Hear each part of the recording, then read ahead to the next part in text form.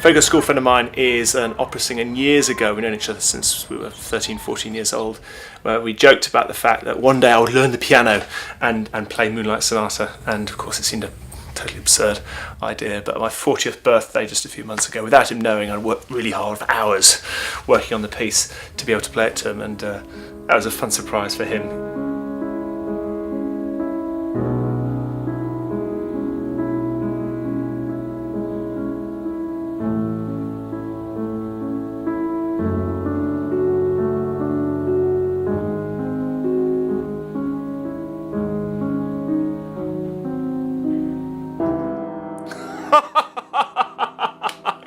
Should we run that again?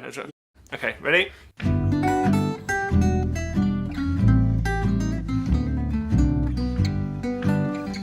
The biggest person you compete against is against yourself. And the only way to find out how good your skills are is to test it against other people who've learned similar skills. Every year, about 30,000 Toastmasters worldwide enter the International Speech Contest. They all hope to be the world champion of public speaking. It's like a disease. It infects you and you don't really want to find the cure.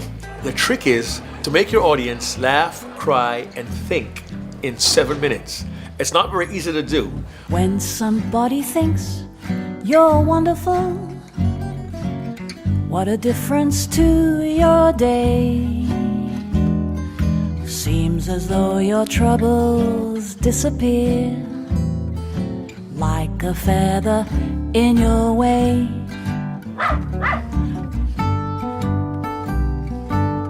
As a child and up to this point in my life, I've avoided going on a stage or play before. It was so painful, the experience of speaking without preparation, especially in front of an audience in my first job.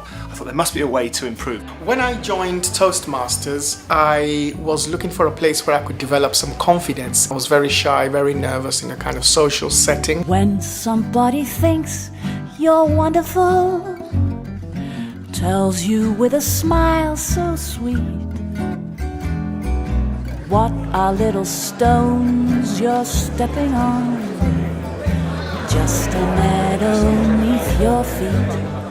Toastmasters is an organisation that will help you achieve success in your career or your business.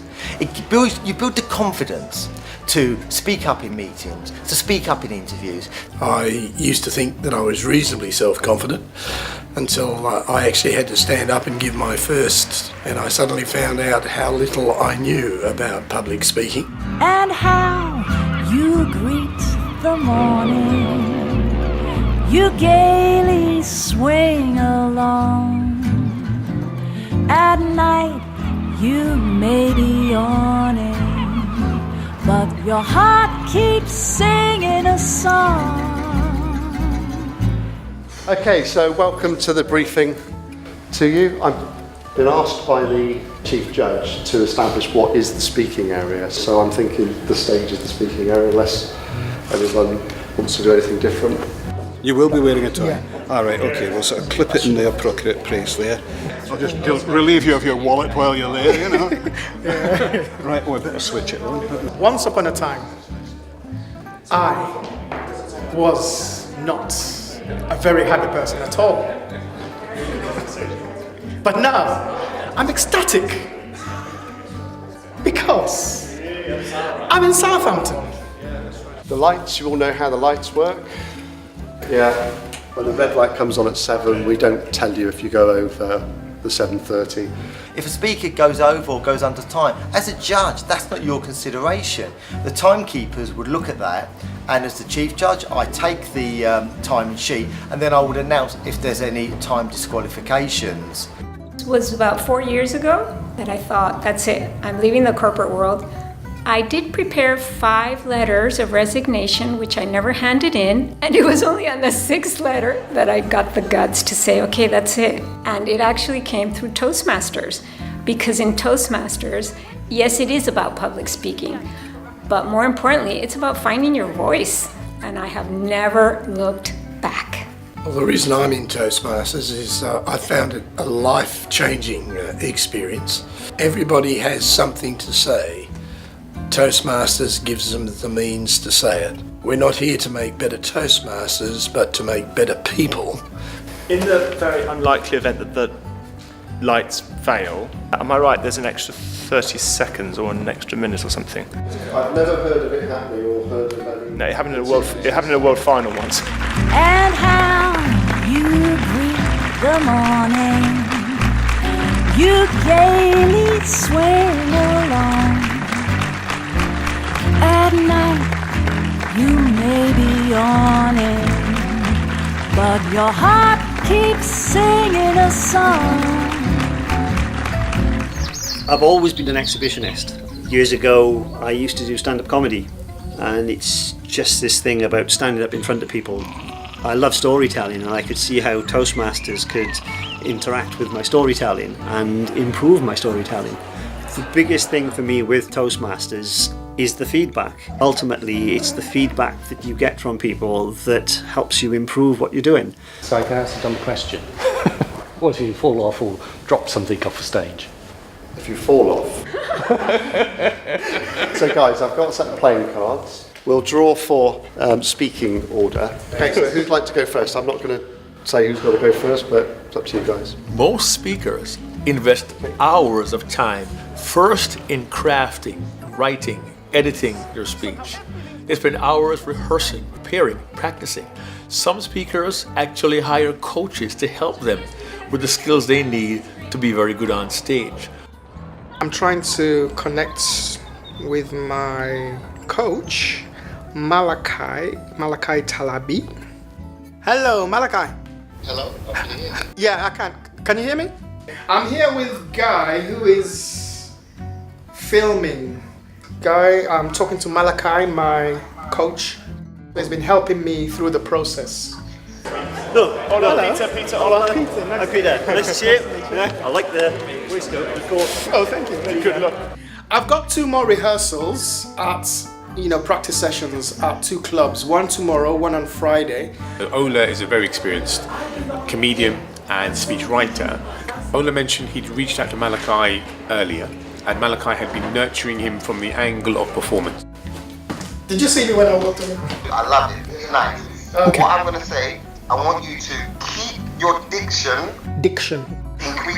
But increase the pace. When you know you're going to compete, I found you really focus on what it is you're trying to do.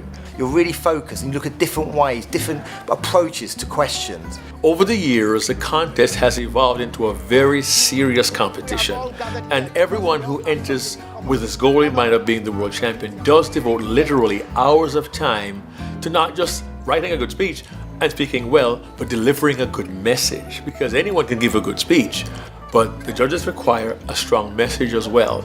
It was time to grab the stick and send it back to the future. A future where stick can inspire new stories, stories for a new generation.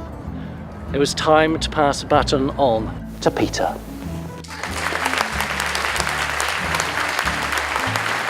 The judges themselves, should listen to the speaker, watch what's going on, and judge purely that speech, ignoring club norms, whether you use a lectern or not. So they're trying to be purely impartial. The speech that I've put into the contest this year and have developed is all about honesty.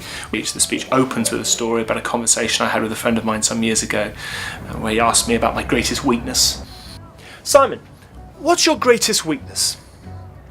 And I remember thinking, am I in an interview? I said, well, I lose my temper more than I'd like, so anger probably. Really? Are you sure about that? Yeah, so I saw him rehearse his speech at the club in preparation for this. And I think the feeling was that he was a bit too rehearsed, so not that natural. It was lacking the first time you say it feel. But when I saw him today, he was amazing, because he must have changed a number of things, but it was really coming from his heart, and the speech was absolutely perfect. I think that's the best he could do. Well, giving yourself permission to not to be perfect, just to accept, to be honest about who you are and what you believe is important, rather than trying to kid yourself. He said, well, think about it. Your greatest weakness is one surely you would hate to admit, even to yourself. So Simon, what's your real deadliest sin?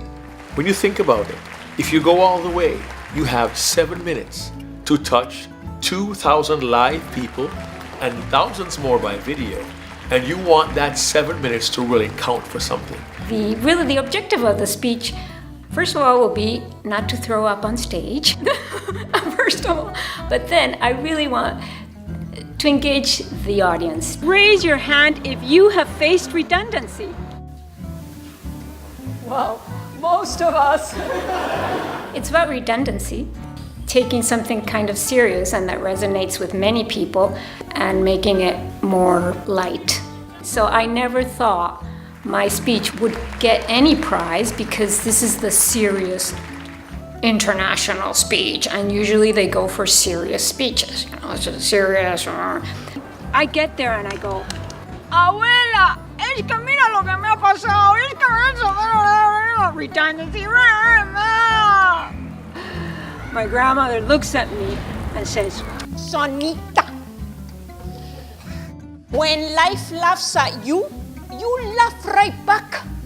Because when the going gets tough, laughter keeps you going. Contest chair. What was nice about her talk was she talked about being redundant and being able to laugh through that. She used humor to point to a very serious issue and one to which the entire audience could relate. That was powerful. Stay. Molly, come here. Sit down today. Come here. He wants a nice photo of you. Right, you today, Mr. God. Oh, don't put me in. Come here. Oh, come here. Oh, 1, 2, 3, and there you go, Molly. That is the dream. Watch out there! Dre coming through! Sorry to shout, folks, but don't want you get run over, do ya? Evan's the name. I work at St. Kenneth. I'm a haulier. The speech that I'm doing for the competition, it's a story, and it's a story about the St. Kenneth pit disaster in 1913, which was the worst mining disaster ever to happen in the UK. The speeches today were absolutely outstanding insofar as everyone was different. Everyone had a message and everyone had individuality written all over them. Have you ever been in a place and asked yourself, do I belong here? And before you ask, I was not. I don't know, I just feel Can I start again? Ola talked about belonging, being a part of a community, being a part of a group, and standing for something. So here they are. Your third place winner in the International Speech Contest is Sonia Ashley.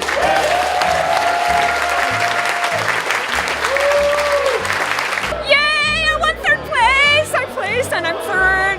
The audience was lovely. They loved the speech. And this is when you really see, Jesus, this Toastmaster thing brings great speakers, because every single speech was like, wow, that could win, that could win, that one could win. I love that message. Your second place winner is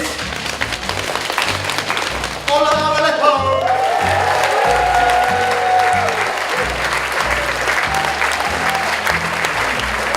Oh, it was fabulous. I'm pleasantly surprised to be placed. Yeah. I'm not surprised, he's awesome. I was pleasantly surprised.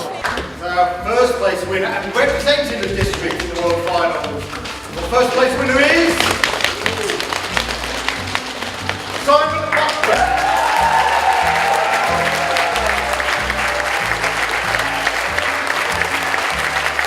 Yeah, it's a kind of it's intense. It's a lovely feeling. It's it's a bit strange because you do all the preparations and then you come and deliver and bang, it's done, it's finished. And I find myself emotionally just drained afterwards. So I sat down having given the speech and thought, that's as good as I could hope for it to be on the day. And that's, I always remember a world champion saying to me years ago, did you give the speech you came to give? And I did that today. And the winner, Simon Bucknall, talked about being perfectly honest. And he looked at the idea of trying to be perfect all the time, and he left us with one key message. Don't try to be perfect, just be honest. And the beauty of these winning speeches is they all had the humor, they all had emotion. but they all had a message that we could apply in real life beyond the contest experience. Just another thing more wonderful, making all their dreams come true.